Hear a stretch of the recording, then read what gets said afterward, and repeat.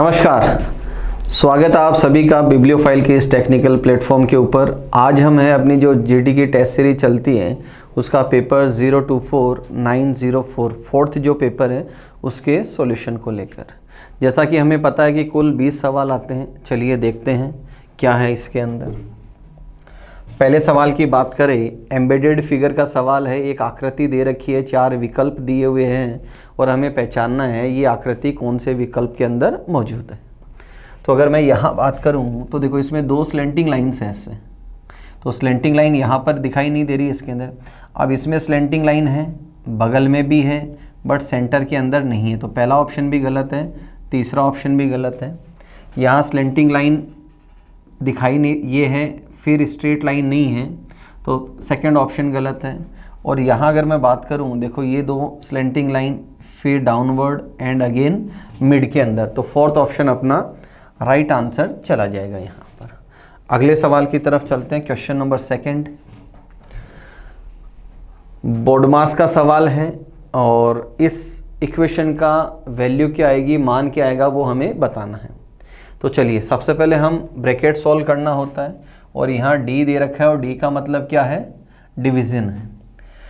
उसके बाद मल्टीप्लिकेशन को लेते हैं तो उसके बगल में ही क्या दे रखा है, गुणा। तो देखो अगर आप इसको सॉल्व करते हैं तो पहली वैल्यू क्या आएगी, 3, और बी का मतलब है मल्टीप्लिकेशन और आगे दे रखा है 2, तो ये वैल्यू कितना बनी मेरी, 6। तो यहाँ आप देखें 11, C4 दे रखा है -5, A4 दे रखा है एडिशन, और ये वैल्यू आई मेरी 6। तो इन दोनों को प्लस वाली वैल्यूज़ को ऐड करते हैं तो 17 - 5, तो वैल्यू कितना आया, 12 है। तो फर्स्ट ऑप्शन मेरा यहाँ पर राइट आंसर निकल जाएगा।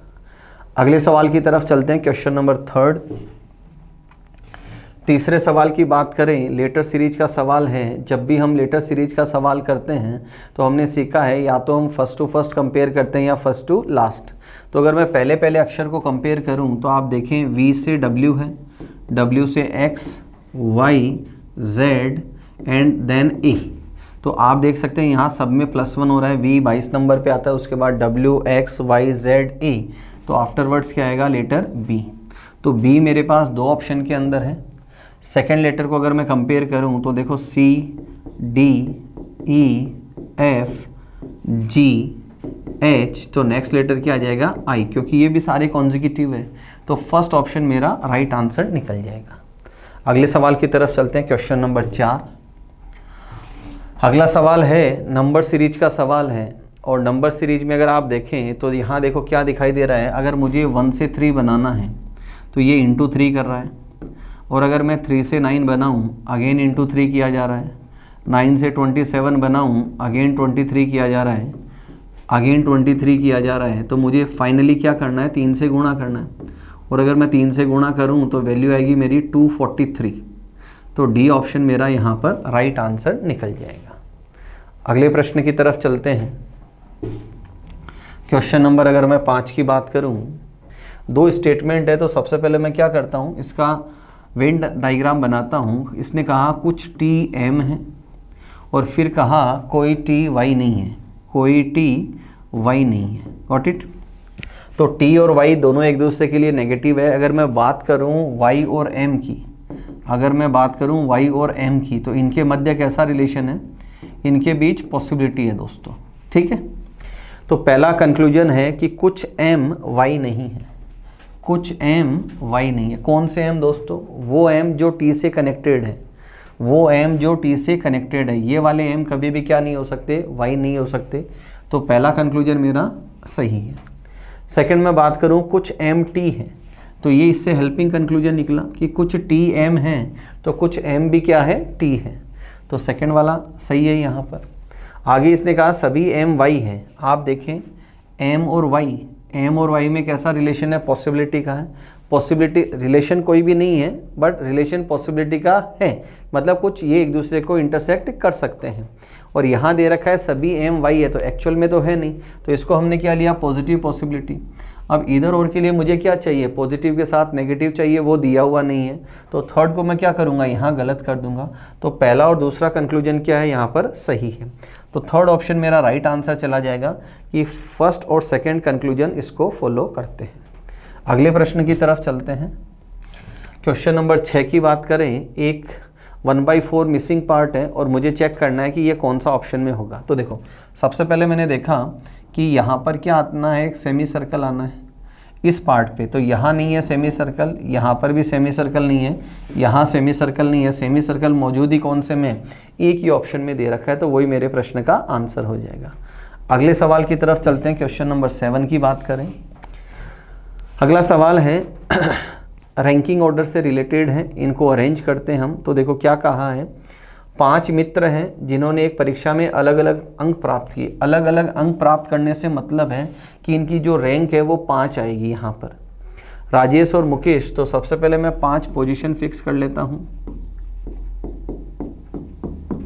फिर इसने कहा राजेश और मुकेश के बीच 2 मित्र हैं, राजेश और मुकेश, इनके बीच कितने लोग हैं, 2। फिर इसने कहा रमेश ने सर्वाधिक अंक प्राप्त किए, तो फर्स्ट पोजीशन पे तो आया रमेश, ये पोजीशन किसने कैप्चर की, रमेश ने। प्रीतेश ने सुरेश से अधिक अंक प्राप्त की हैं, प्रीतेश जो है उसने सुरेश से अधिक अंक प्राप्त किए।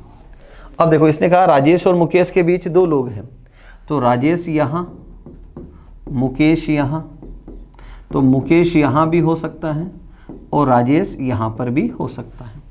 अब बाकी दो में वेरिएबल में क्या रिलेशन है कि प्रीतेश ने सुरेश से अधिक अंक प्राप्त किए, तो 3rd नंबर पे तो कौन आ जाए, प्रीतेश, और 4th पे कौन आ जाए, सुरेश। आगे बढ़ते हैं। चौथे स्थान पर एक ही पर्सन आ रहा है, कौन, सुरेश। तो फर्स्ट ऑप्शन मेरा यहाँ राइट आंसर निकल जाएगा। अगले सवाल की तरफ चलते हैं। क्वेश्चन नंबर 8 की बात करते हैं। कोडिंग डिकोडिंग का सवाल है, बेस्ड ऑन लेटर्स है। एक वर्ड दे रखा है ब्राउन, एक दे रखा है चेयर, और हमसे पूछा है कि कोच का कोड क्या होगा यहाँ पर। तो जब भी हम ऐसे सवाल करते हैं, coding decoding based on letters के सवाल करते हैं, तो सबसे पहला हमारा तरीका होता है सवाल करने का, हम पेयर ऑफ लेटर को चेक करते हुए चलते हैं। पेयर ऑफ लेटर्स से मतलब है कि बी का पेयर ऑफ लेटर होता है वाई, जो किसी भी कोड में कोई भी लेटर मुझे ऐसा दिखाई नहीं दे रहा है, तो पहला तरीका हम अपना एलिमिनेट है। सवाल नंबर 2 की अगर हम बात करें, तो यहाँ फिक्स कोड का पैटर्न फॉलो करते हैं। फिक्स कोड से क्या मतलब है कि जो शब्द मेरे से पूछा गया, मेरे से कौन सा शब्द पूछा है, कोच, क्या ये सारे लेटर ऊपर अवेलेबल है, क्या ये सारे लेटर ऊपर अवेलेबल है। दूसरा, अगर आप यहाँ इन दोनों को भी कंपेयर करें, तो क्या जब भी फिक्स कोड का सवाल होता है, एक्चुअल में क्या होता है, कोई भी एक लेटर कम से कम 2 बार रिपीट होता है। एक लेटर भी हो सकता है और 2 लेटर भी यहाँ पर रिपीट हो सकते हैं, ठीक है। नेक्स्ट अगर हम बात करें, तो देखो आप यहाँ देख सकते हैं सी यहाँ है, ओ है, ए है, फिर सी है और फिर एच है। Got it. तो चाहे तो आप फिक्स कोड से भी इसको लेके चल सकते हैं। दूसरा, हम कंपैरिजन के थ्रू भी इस सवाल को कर सकते हैं। तो देखो अगर मैं यहाँ बात करूँ कि सी फर्स्ट नंबर पे है, तो इसका कोड क्या है, डी। ओ 3rd नंबर पे, 3rd पे कोड क्या है, पी। ए 3rd नंबर पे, ए यहाँ दे रखा है, बी। अगेन सी का कोड क्या आ जाएगा, डी। और एस 2nd नंबर पे, इसका कोड क्या है, आई। तो डी पी बी और D I, D P B D I. तो मेरा ऑप्शन कौन सा चला गया, 4th, किस में, फिक्स कोड के अंदर। दूसरा, अगर मैं इसको कंपेयर करते हुए चलूँ, बात किसकी कर रहे हैं, कंपैरिजन। और अगर मैं फर्स्ट टू फर्स्ट लेटर को कंपेयर करूं, तो देखो आप यहाँ देखेंगे +1 +1 +1 +1 +1, सब में क्या हो रहा है, +1 करते हुए चल रहा है। तो यहाँ भी अगर आप +1 करते हैं, तो देखो सी से डी, ओ से पी, ए से बी, सी से डी और एच से आई। तो दोनों तरह से आप सवाल को कर सकते हैं। अगले प्रश्न की तरफ चलते हैं। क्वेश्चन नंबर 9 की बात करते हैं। अगला सवाल है, 5 लोग हैं, बेंच पर बैठे हैं, नॉर्थ फेसिंग है। सिटिंग अरेंजमेंट का सवाल है। बेंच से मतलब रो और नॉर्थ फेसिंग है। जब भी हम नॉर्थ फेसिंग की बात करते हैं, इसका मतलब राइट मेरे अकॉर्डिंग चलेगा, लेफ्ट भी मेरे अकॉर्डिंग चलेगा। अब इसने कहा ए एस के ठीक राइट बैठा है, तो ये एस है, और इसके ठीक राइट कौन बैठा है, ए बैठा है।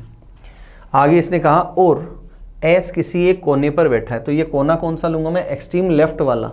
क्यों, क्योंकि इधर कोई भी नहीं होगा। अगर कोना होगा तो व्हाट इट मीन्स कि यहाँ एक भी नहीं होगा। तो 5 पोजीशन में फिक्स कर लेता हूँ, एस ए 3 4 5।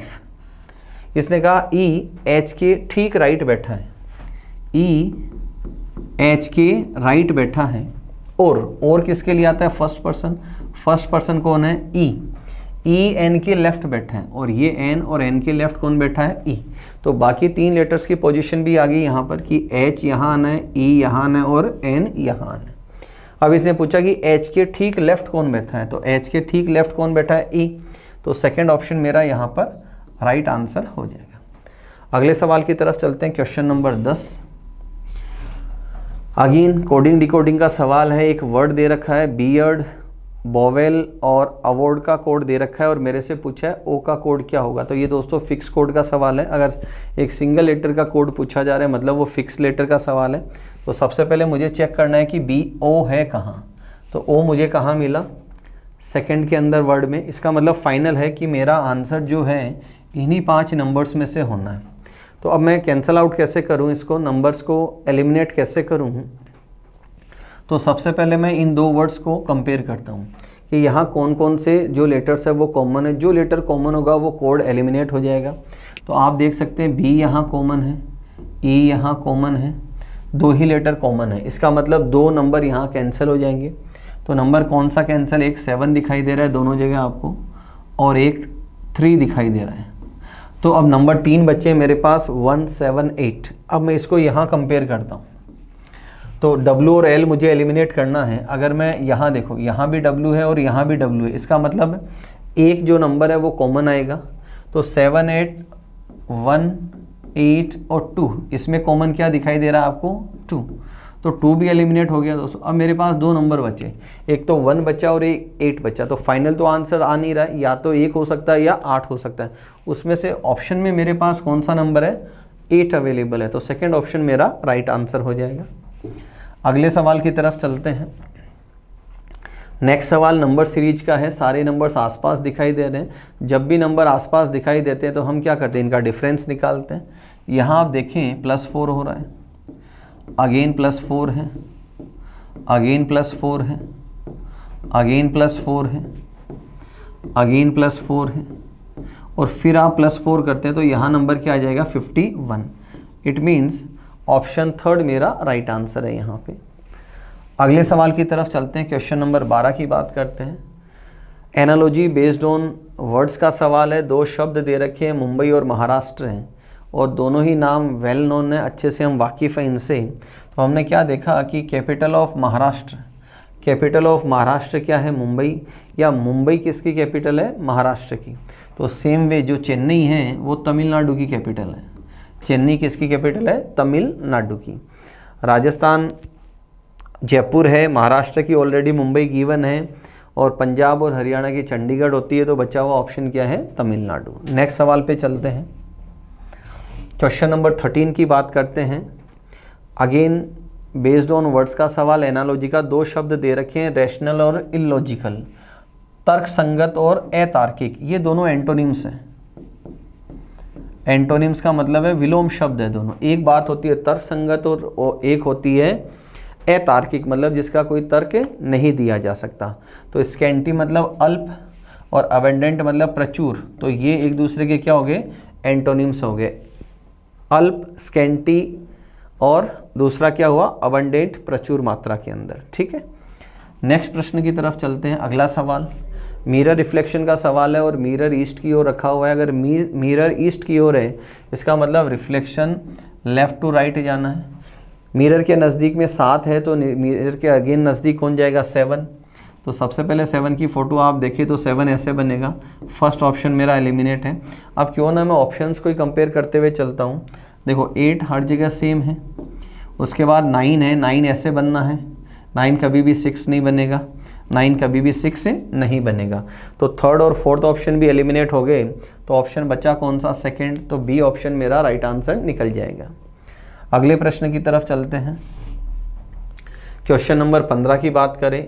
सिलोजिज्म का सवाल है। 2 स्टेटमेंट दे रखे हैं। पहला है ऑल रेड आर बर्ड, सभी लाल पक्षी हैं। डायग्राम बनाते हैं इसका, सभी लाल पक्षी हैं।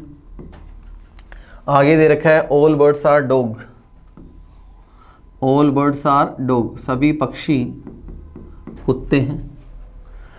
अब कंक्लूजन पहला है some birds are dog, some birds are dog. तो देखो यहाँ इनमें रिलेशन क्या दे रखा है, यहाँ all birds are dog, all birds are dog. अगर स्टेटमेंट 100% पॉजिटिव हो तो सम पॉजिटिव कंक्लूजन हमेशा सही जाता है। तो यहाँ कुछ पक्षी कुत्ते हैं, ये कंक्लूजन बिल्कुल क्या चला जाएगा, सही चला जाए। दो चीज़ें हम पढ़ते हैं, अगर कथन 100% पॉजिटिव हो, सकारात्मक हो, तो जो निष्कर्ष है उसमें क्या दिया हुआ हो, कुछ है, तो वो हमेशा क्या जाता है, सही। अगर कथन के अंदर 100% नेगेटिव हो और जो निष्कर्ष है वो कहता है कुछ नहीं, कुछ नहीं, इसका मतलब सम नेगेटिव अगर वो बोले, सम नॉट बोले, तो वो कंक्लूजन भी क्या जाता है, सही जाता है। नेक्स्ट दिया है some dogs are not red, ये डॉग हैं और ये रेड है। तो अगर मैं डॉग की तरफ से इसको पढ़ता हूँ तो कंक्लूजन आता है कुछ कुत्ते लाल हैं, क्या आया, कुछ कुत्ते लाल हैं। और ये जो है ये किसको डिनोट करता है, पॉसिबिलिटी को डिनोट करता है कि बच्चे वे जो है वो हो भी सकते और नहीं भी हो सकते। तो ये पॉसिबिलिटी है और कैसी, नेगेटिव। और इसको इधर और में कन्वर्ट करने के लिए क्या चाहिए, मुझे पॉजिटिव चाहिए जो अवेलेबल नहीं है। तो सेकंड को मैं क्या कर दूंगा, यहाँ पर गलत कर दूंगा। ठीक है, अगले प्रश्न की तरफ चलते हैं। तो यहाँ पहला कंक्लूजन सही है और दूसरा कंक्लूजन गलत है, तो थर्ड ऑप्शन मेरा राइट आंसर चला जाएगा। नेक्स्ट देखें, अगला सवाल है एनालॉजी का, बेस्ड ऑन नंबर्स का सवाल है। देखो मुझे 42 से 56 बनाना है, तो सबसे पहला तरीका तो क्या हो कि मैं 42 में कुछ ऐड ऑन कर दूं। तो इसमें कितना जोड़ूं, 14 में अगर ऐड करूं तो 56 हो जाए। सेम वे अगर मैं यहाँ पर 14 ऐड करूं तो आंसर क्या आना चाहिए, 38। आंसर कितना आना चाहिए, 38। और 38 मेरे पास ऑप्शन में नहीं है। दूसरा तरीका क्या है, इसको मैं ऐसे भी सॉल्व कर सकता हूँ कि multiple of external factors equals to multiple of internal factors. तो एक्सटर्नल क्या है, 42 एंड क्वेश्चन मार्क, तो 42 एंड क्वेश्चन मार्क ये दोनों तो हुए एक्सटर्नल फैक्टर्स। इंटरनल फैक्टर क्या है, 56 इंटू 24। मुझे वैल्यू किसकी निकालनी है, क्वेश्चन मार्क की, तो क्या करूँगा, डिवाइडेड बाई 42 यहाँ पर कर दूंगा।